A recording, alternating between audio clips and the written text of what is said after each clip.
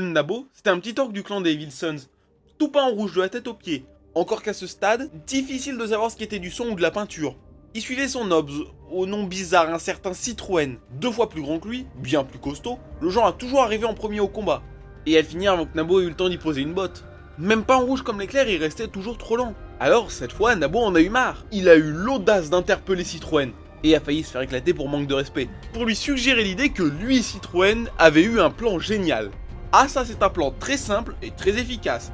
Catapulter Nabo sur les prochains hommes qui verraient. Et même pas 30 secondes plus tard, une escouade de 5 hommes est apparue de nulle part, slalomant entre les carcasses de véhicules, à peine à 50 mètres. Alors, Citroën a attrapé Nabo par le col, l'a soulevé comme un sac à patates et l'a balancé de toutes ses forces. Nabo, en transe grâce à la vitesse, volait avec la vitesse du guépard et la grâce du koala défoncé. À plus de 5 mètres au-dessus du sol, il a vu les hommes se rapprocher. Vite. Très vite. Il n'était jamais allé aussi vite, et ça le faisait jubiler. Cette fois, c'est lui le meilleur, lui le plus fort. Et sous l'effet de l'adrénaline, il beugla un whack tonitruant, un kick-coupe dans chaque main, et s'écrasa au sol. Koff, un orc goff pure souche, traquait avec sa bande un détachement de fantassins hommes en fuite. Des lâches, ils voulaient même pas se battre. Une vingtaine couraient comme des rats dans le chaos ambiant. Fumée, flammes, carcasses de véhicules. Tout ça, ça donnait l'avantage aux orcs. Parce que, au corps à corps, y a pas mieux qu'eux dans toute la galaxie. Et c'est pas ces petits gringalets qui allaient leur prouver le contraire. Même quand ils tombent dans une embuscade. 5 tireurs hommes, bien planqués derrière des morceaux de buggy explosés autour d'un gros cratère, et un mitrailleur calé derrière une jeep à moitié pulvérisée. Mais la bande ils hésitent pas, ils font sans se poser de questions. Leurs petites balles ils peuvent rien faire contre des orques. Et à 10 mètres, 15 orques. À 8 mètres, 13 orques. À 6 mètres, 10 orques. À 4 mètres, toujours 10 orques. Korf lui, y était presque. Il voit la panique dans le yeux du homme planqué derrière sa pauvre voiture. Il sait qu'il va la voir.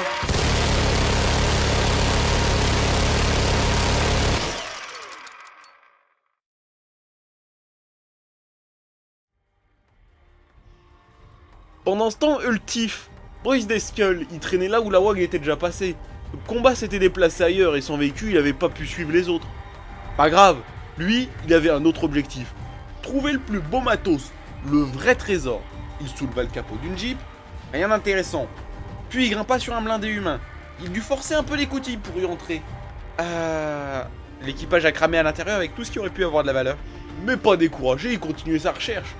À pas de loup, il errait entre les carcasses à la recherche d'un véhicule en meilleur état, son futur engin.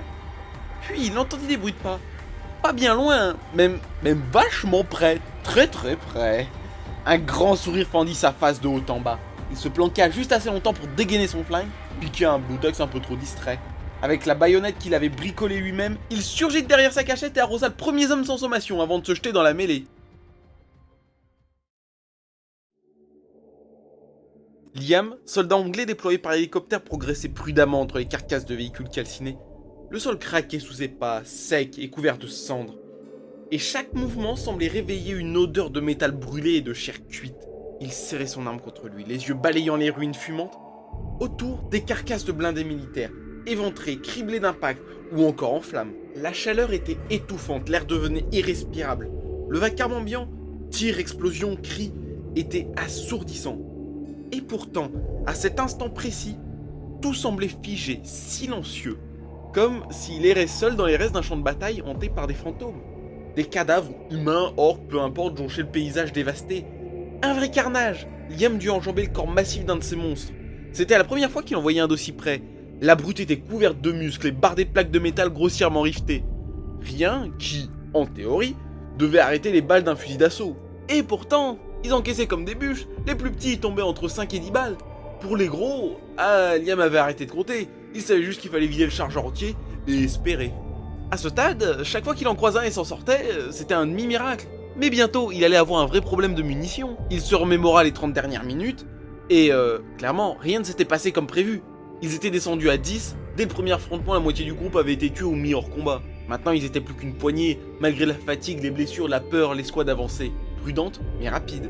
Tout le monde savait ce que ces créatures étaient capables de faire, et c'était hors de question qu'elles continuaient à raser ville après ville. « Mouvement, 12 heures !» hurla le sergent dans sa radio. Liam plissa les yeux, les sens en alerte. Et c'est là qu'il le vit. Un truc rouge, volant, et surtout hurlant. Ce n'était pas un missile, ni un drone, ni une balle, c'était un orc. Un orc qui volait. Enfin, plutôt un orc catapulté par un autre orc.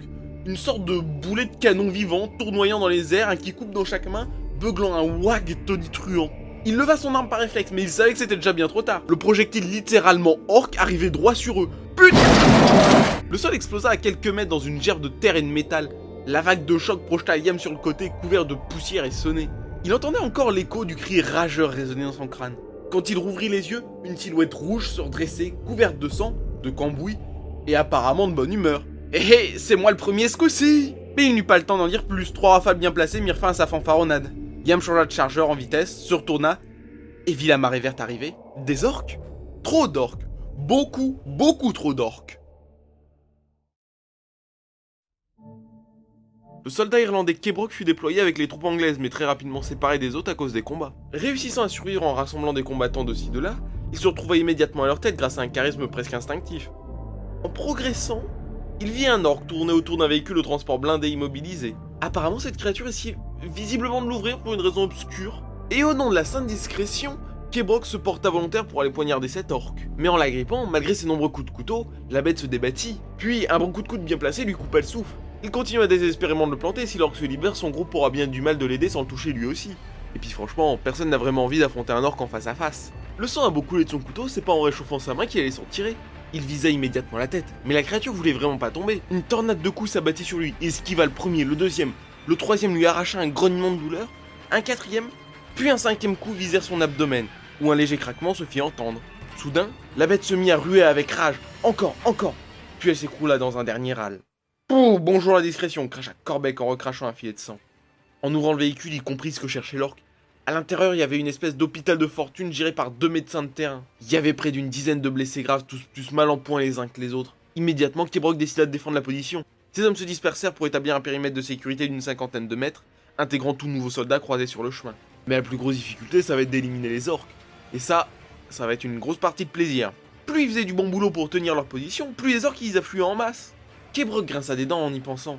Bordel, on dirait que le bruit des combats les attire comme des mouches. Puis il se rappela des rapports. Ces créatures vivaient uniquement pour se battre, donc oui, forcément. Une nouvelle bande, plus d'une vingtaine d'orques approchaient. Kebrock passa entre 2 véhicules en mitraillant. 3 orques tombèrent. Poursuivi, il fit exploser 2 mines trouvées dans un camion, réduisant 2 autres peaux vertes en morceaux. Profitant de l'explosion, 4 soldats sortirent de leur couverture pour arroser les orques, en abattant 3 de plus. Malgré cela, la bande continua à le poursuivre. Un piège à grenade à beau en expédier un autre tapis, ça allait pas régler le problème. En plus, quand ils eurent un angle de tir dégagé, ils ont arrêté de tirer au hasard. Même s'il faut rester prudent vu le nombre de balles qu'ils envoient en l'air. Pour vous dire, 5 minutes plus tôt, ils avaient déjà perdu un gars comme ça. Alors qu'ils changeaient de position, plusieurs projectiles orques s'étaient abattus sur eux alors qu'il n'y avait aucune source visible. La plupart avaient pu se mettre à couvert. Sauf ce pauvre gars. Les orques devenaient de plus en plus enragés et Kebrock sentait les taux se resserrer autour de lui. Il avait plus de surprise au menu. Alors il songea à battre en retraite quand un orque surgit soudain de derrière un tank éventré. Dans l'épaisse fumée des incendies, chaque coup était une faucheuse traversant la brume. Esquive, coup de crosse dans la mâchoire, riposte. Il frappa le genou de la créature, qui tomba. Il devait la finir vite, les autres approchaient, et surtout leur chef. L'orque tenta de le mordre, il retira sa jambe juste à temps, mais reçut un coup violent sur le genou, amorti grâce à sa genouillère. Enfin, une rafale mit fin à la menace. Ne lâchant pas la détente, il arrosa les nouveaux arrivants. Mais eux aussi lui répondaient avec une précision plus ou moins discutable. N'empêche, une de leurs balles, grosse comme une balle de golf, passa si près de lui qu'il en perdit des cheveux. Il tirait toujours, encore. Les orques approchaient très près, très vite, trop près, trop vite. Il dégaina son couteau, plongea, planta, esquiva, un coup, 2 coups, 3, mais fut touché. Le qui-coupe de l'orque entama sa chair sans être mortel. La douleur fut engloutie par l'adrénaline. Il tua un orque, mitrailla un orque, se baissa, frappa l'ennemi, ne broncha pas. Il passa au suivant, vida tout son pistolet dans la tête du premier venu, évita un revers. Il dansait, la mort s'appartenait. Esquive, toujours plus, des coups, toujours plus proches. Trop proche, essoufflé, il croit hésiter un instant. Le qui-coupe orque s'abattit sur lui et le trancha en 2. Non. Non, esquive au dernier moment. Roulade, mitraillage. Plus que 3, il tira, plus que 2. Il sauta, il prit un coup, plus que 8 côtes. Au sol, il cribla l'orque venu l'achever. Il se releva, se protégea du marteau du Nobs avec son arme devenue inutilisable. Il ramassa l'âge d'un orque. Très lourde, trop lourde, même pour lui. Tuer ce monstre. Un coup manqué, esquive. Saut en arrière, l'orque l'accule dans une voie sans issue. Il entend de tirs, les autres étaient occupés et personne pourra venir l'aider. Survivre, comment survivre? Non, tuer, comment tuer? Esquive, parade, la hache, se plante dans le crâne du Nobs. Et il s'écroule. Kebrock, en sang, tombe à genoux, à bout de souffle, blessé, vidé, mais aussi soulagé et plus vivant que jamais. 30 minutes plus tard, leur position était constamment encerclée, toujours en infériorité numérique, presque à court de munitions, mais entouré de cadavres d'orques. Kevrock, lui, il était transcendé. Son casque avait volé après l'avoir miraculeusement sauvé, son Kevlar était en lambeaux. Comme arme principale, il s'était rabattu sur une mitrailleuse lourde arrosant tous les trucs verts pointant le bout de leur nez. À lui seul, il était devenu la principale raison pour laquelle leur petit hôpital tenait encore debout. Et comme toujours là où il y avait de l'espoir, d'autres survivants arrivaient, et leur rang grossissait.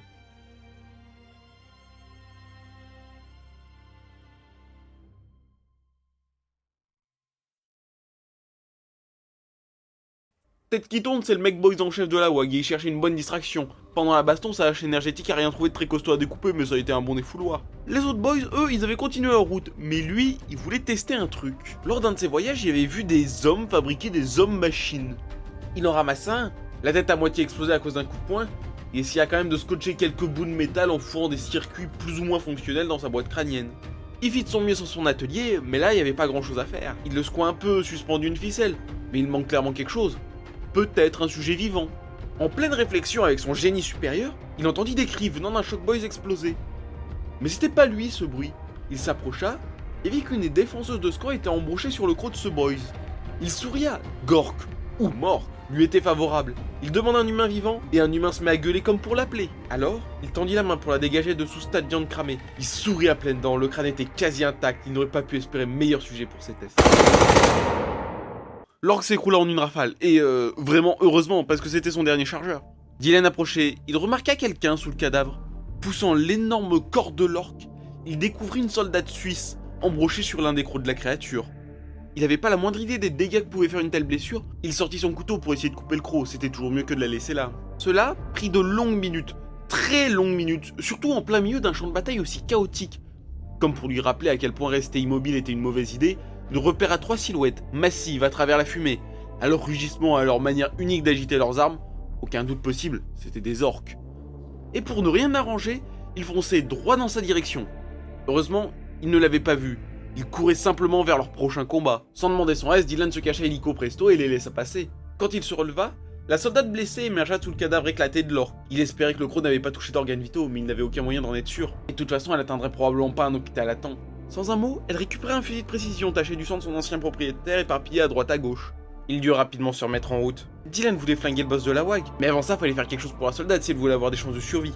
Même si elle-même les savait très faibles. Le feu de la WAG s'était déplacé, c'était prévu dans les calculs, mais pas à ce point. Pas au point de pulvériser des avant-postes entiers comme il le faisait maintenant. Le périmètre d'encerclement avait sans doute été élargi.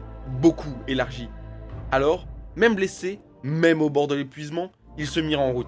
Le chef orc était passé par là, il suffisait juste de l'abattre et l'humanité aurait gagné. Il leur fallait un poste de tir, un point haut, une grange se trouvait à 1 kilomètre. Si elle était encore debout à leur arrivée, ils auraient un angle de tir.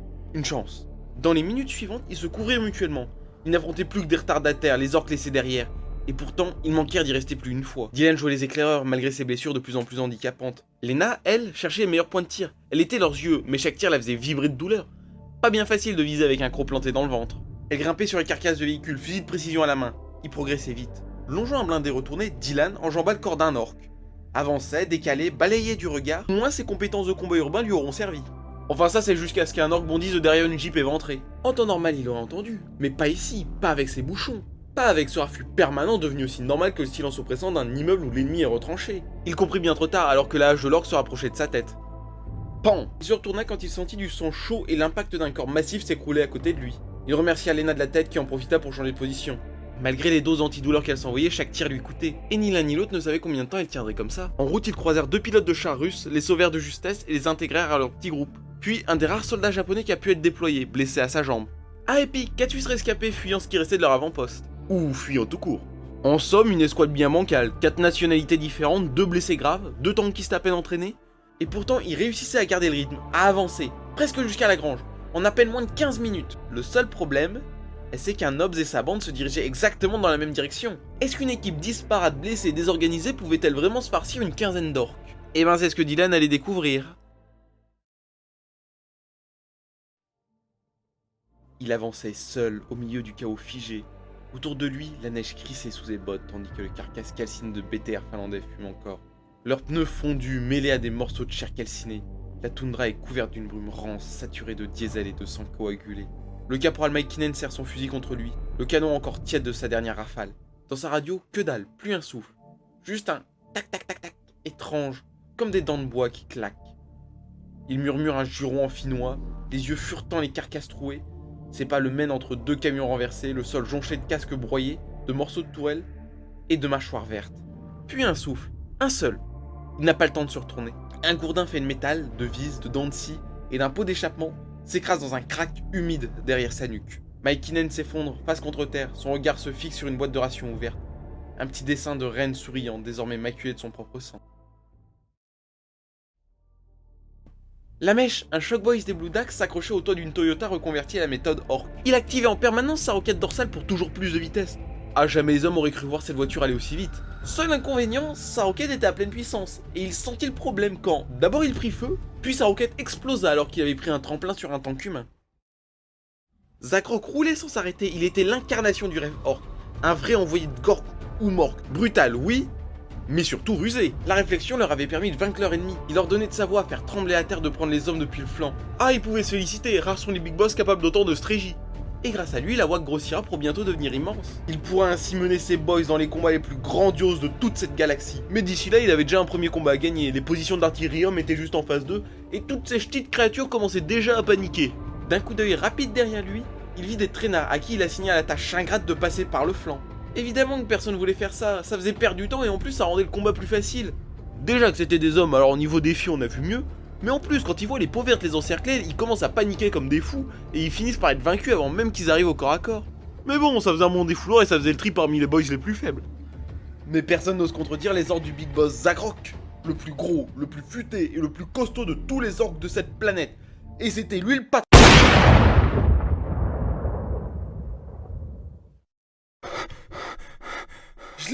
Je l'ai eu, s'exclama Lena.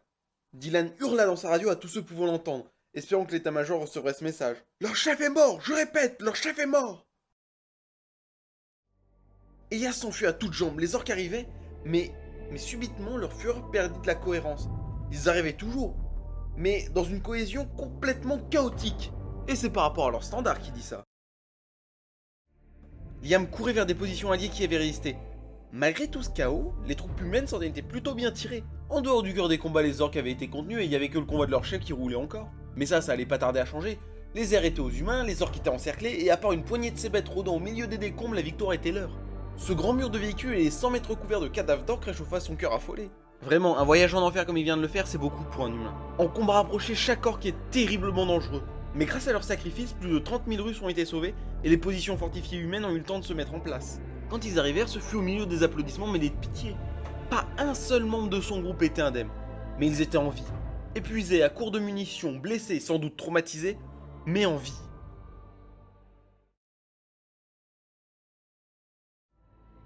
Kebrock mitraillait, tirait. Une main vint se poser sur son épaule.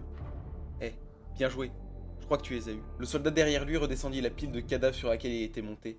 Plusieurs centaines d'orques gisaient autour de lui. Il était blessé de la tête aux pieds, ses vêtements en lambeaux, sa veste déchirée, laissant apparaître sa musculature impressionnante. Cheveux au vent, il regarda les corps faisant tache dans ce tapis vert. Ceux de soldats venus défendre cet espoir et qui ne se relèveront pas. Lui aussi redescendit la colline de cadavres orques et alla célébrer leur victoire avec ses nouveaux compagnons. Bien que les trois quarts parlaient pas la même langue, un sourire c'est le message le plus universel jamais inventé.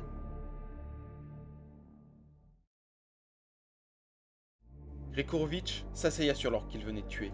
Son message était passé et le missile est lancé. Dans moins de 2 minutes, tout sera fini. Brutus hurlait, il avait tout essayé. Actuellement, la dernière chance est de tenter de l'intercepter, mais ça a peu de chance de réussir. C'est toujours mieux que rien, mais désormais, il lui reste à attendre et à prier. Jing était fier, il se félicitait et il avait de bonnes raisons. Ils avaient tenu leur position en protégeant près de 12 000 civils en train d'évacuer. Il en est sûr, aujourd'hui c'est une grande victoire, un grand moment d'histoire. Elle a eu un prix, mais il a survécu, et ceux tombés seront honorés jusqu'à la fin des temps. Au fond, ces bêtes n'avaient aucune chance, ils étaient bien moins équipés, organisés, coordonnés et bien moins nombreux.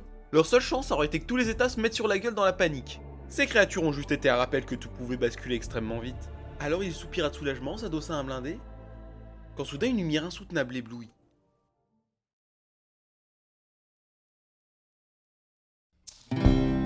Bon, avant-dernier épisode de cette série. Il en reste encore un qui sera un peu différent des deux derniers, ce sera plus calme, plus posé. Même si, attention, j'ai kiffé écrire les scènes d'action par contre, et j'espère que vous les avez aimées aussi. Fun fact, le deuxième épisode il a été retardé à cause de ça. La scène de John m'a pris un temps indécent à faire. Là je suis en train d'enregistrer juste après le montage. Et oui, les scènes d'action de cet épisode m'ont pris un temps de fou aussi. Mais en vrai je pense que ça valait le coup, j'espère en tout cas. Alors je pourrais faire le bon youtubeur et vous dire dites-moi ce que vous en avez pensé dans les commentaires ou un truc comme ça. Mais l'important c'est juste de commenter quelque chose, liker, vous abonner. Ça aide énormément au référencement. Même si, je vous le cache pas, vu le temps qu'elles me prennent ces scènes, je serais quand même bien heureux de savoir si elles plaisent ou pas. Et juste avant de vous souhaiter une bonne journée, bonne soirée, je rappelle que je stream ce soir 21h. Il y a le lien de la chaîne Twitch dans la description. Sur ce, gardez le sourire. Salut!